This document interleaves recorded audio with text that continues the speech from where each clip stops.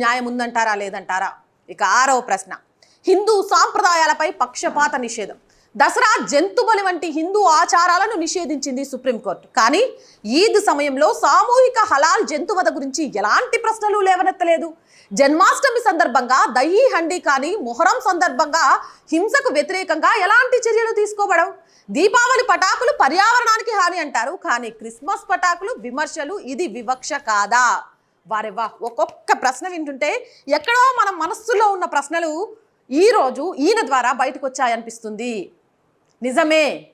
అరే, వినాయక చవితి అనగానే అయ్యయ్యో చెరువులన్నీ కలుషితం అయిపోతాయి అంటారు. దీపావళి అనగానే అబ్బబ్బబ్బా వాయు కాలుష్యం అయిపోతుంది అంటారు.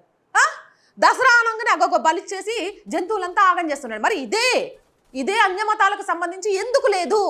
ఎందుకు మాట్లాడరు? కొన్ని పండగల సందర్భంగా గోవధ చేస్తున్నారు అంటే ఆ గోవులను రక్షించుకోవడానికి గో సంరక్షణలు